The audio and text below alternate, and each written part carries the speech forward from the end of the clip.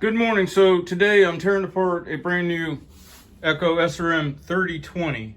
Okay, I got it without the T model because I didn't need the gear reduction on the end of the shaft. What I'm doing today though is what I've done to most of mine in the past.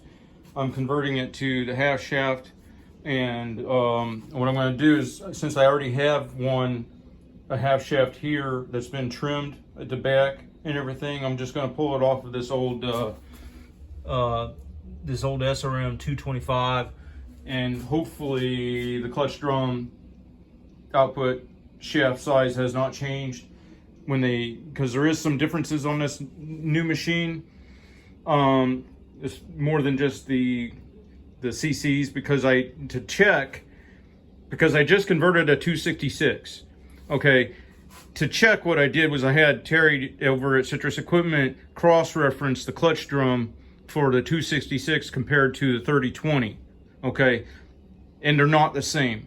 What's different about them, I don't know. I don't know if it's the friction surface is a bigger diameter, or if it's the square receiver output shaft size. So anyway, I'm going to take a chance. As you can see, I've done it before. I've got several speed feed heads and brand new shafts sitting here. I think one of those even has the gear reduction. So I'm leaving together whole and stock format the 2620T up on the top there. It's got the gear reduction head. Why, I don't know. I just, if it's already got the gear reduction, I don't want to pull that shaft out. I don't want to fool with it.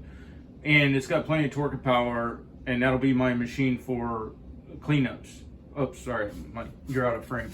And then of course, then I've got the extending pole saw. I got an older extending pole saw behind it that fires up and runs great, but it needs the clutch replaced.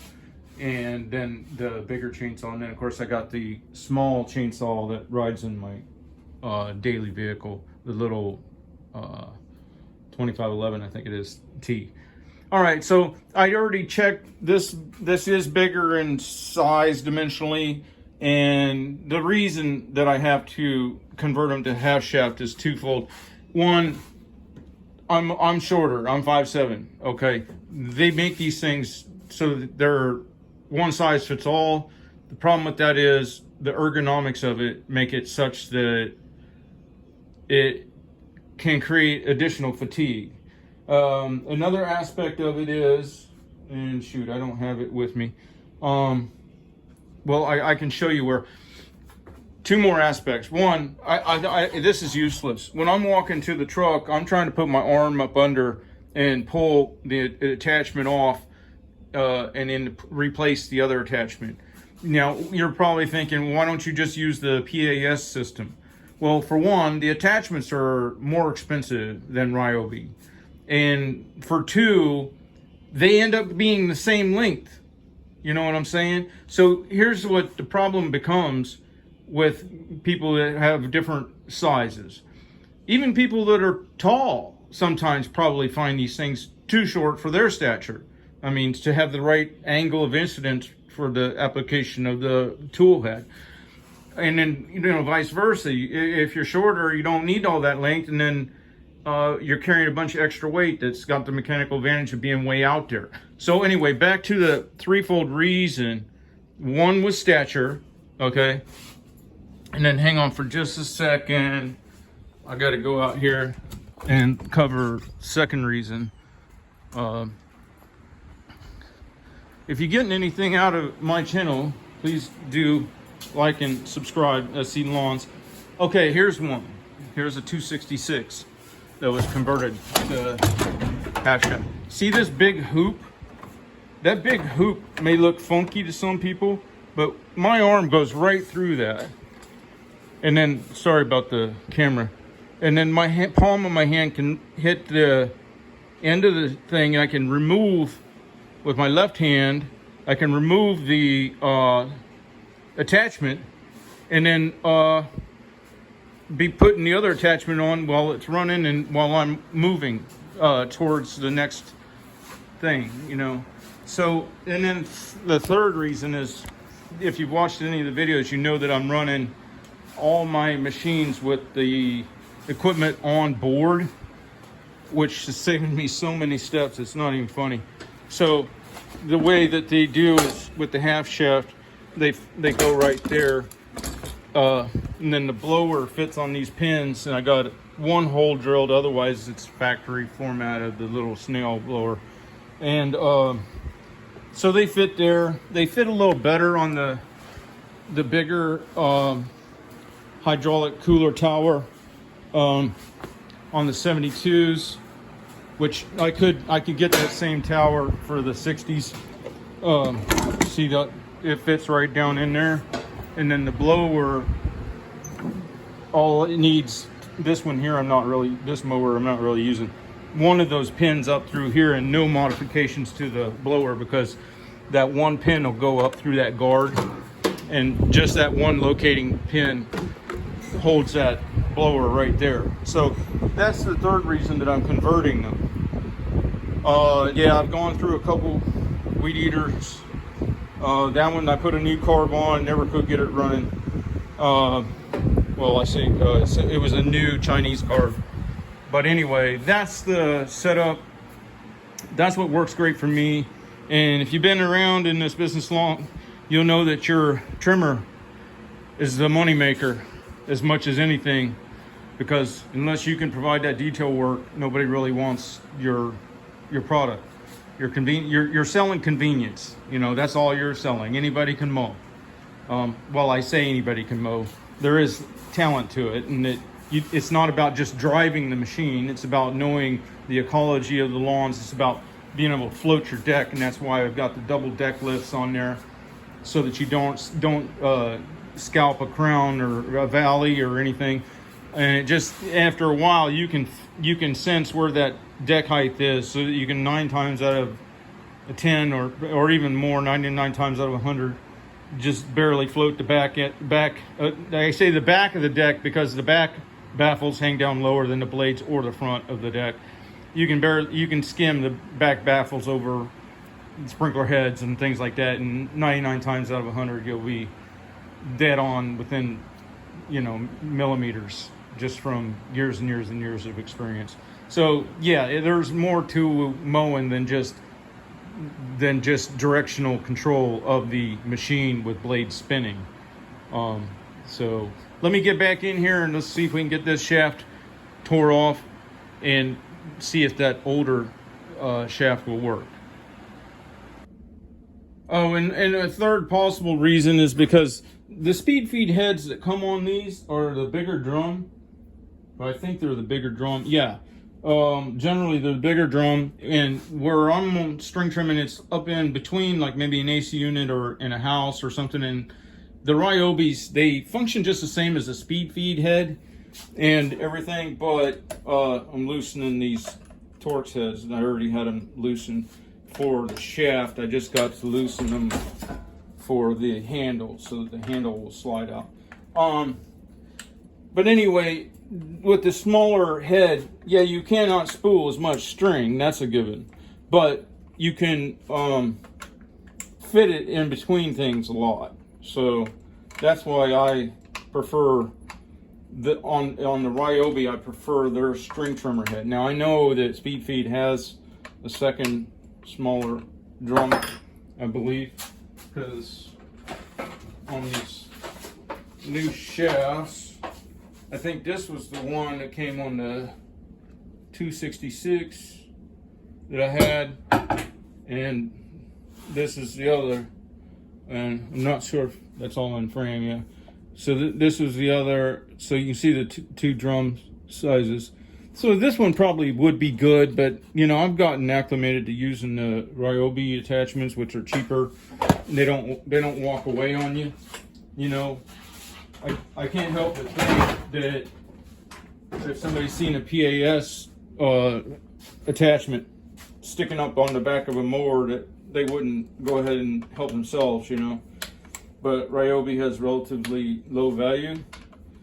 And that's one thing about security is, an overlooked way of securing equipment is to diminish or reduce the apparent value, in my mowers, a lot of people don't like what I do to my mowers, but to the quick glance, grab and go thief, there's too much anomalous things on my mowers for them to take it and go resell. I don't want to loosen this assembly here up too much because you can lose the location on the switch and have more trouble than you want to get it back. Okay, I see what's going on this newer setup. I think this is not just a clamp screw. I think it goes into a hole. So I'm going to take it all the way out. Yeah, nearly all the way out. Now the shaft is coming out. Let me loosen the clamp. Oh, I don't need to. Here it came off. And then it has a witness mark here. You can see it probably would have been a good idea to mark that. But what we can do to double check our engagement, I got clutter on my bench. Double check the engagement is to make a measurement there, and where it was sitting, the housing had 6 1/4. Yeah. No, 2.5. Sorry, I can't read a tape. 2.5 inches for the housing, which would bottom out in the aluminum part of the snout. Okay, and then as you can visually see, the shaft has, maybe a 1/4 inch sticking out with, with all the lash pushed out. And yeah, you got to have room for heat expansion. That's why another factor is I have all these old units sitting around, but I can't take them to a shop because somebody in that shop will be like thinking it's his obligation to make a point that I'm doing something foolish, and they'll take and fix the engine and then run it raked ape against some material with whatever attachment I give them to test it to make sure that it's running out, and intentionally destroy my midshaft engagement, and I understand their thinking in that they think that I'm a fool, but what they don't understand is I'm not setting up a weed eater for going out and doing cleanups and brush ups. This is the type of setup that I'm running for maintenance cuts.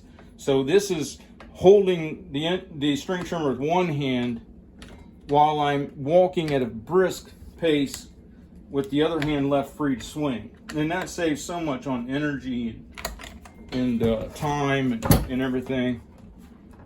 So now what I do here doesn't matter. This was my first Echo.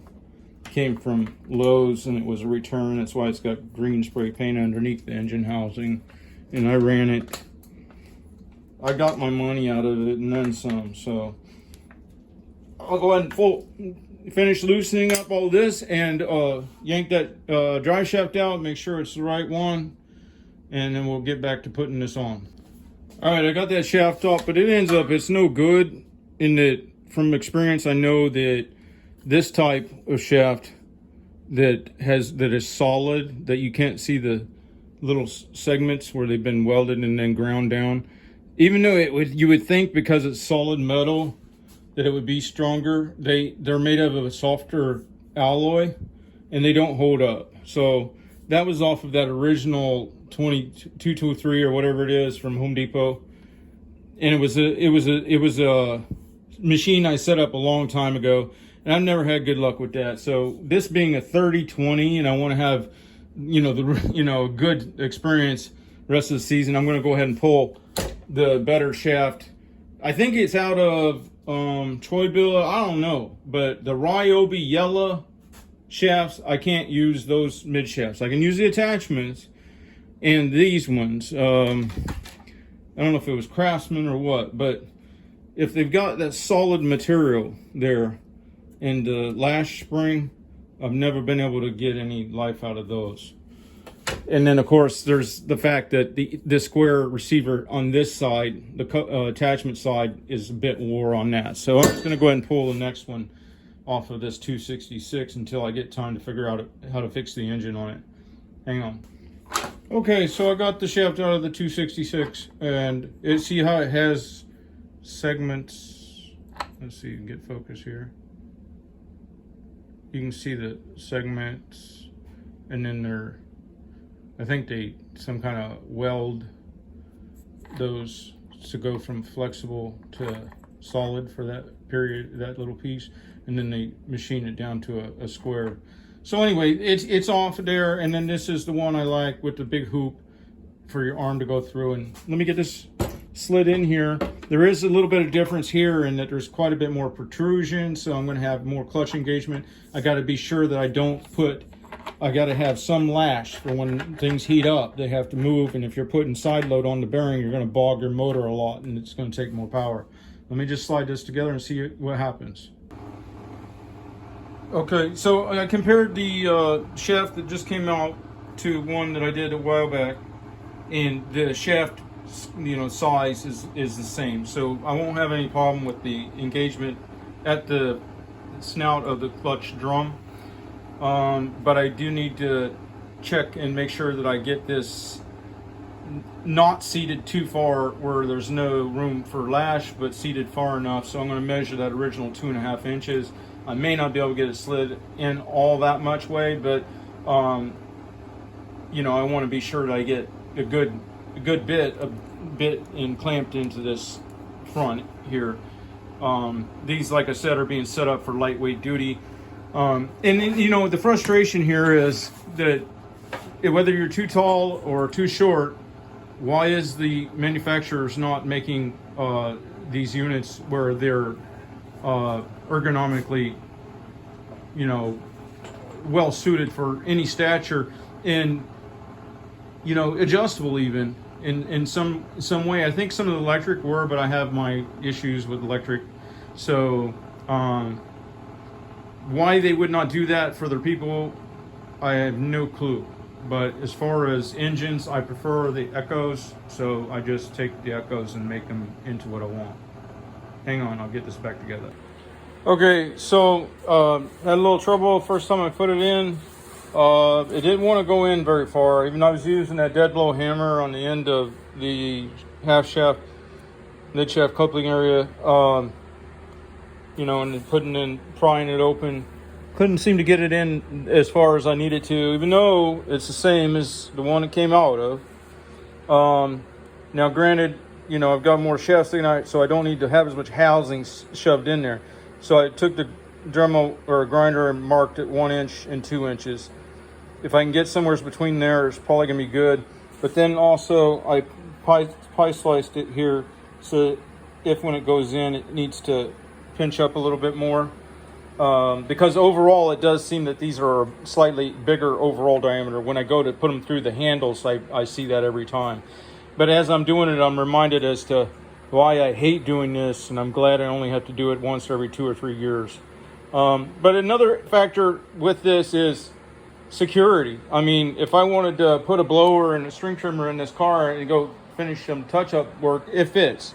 There's no special accommodation for it. I can't stand a full shaft machine because it's like hauling dimensional lumber or something. You have to have specific scenarios for it.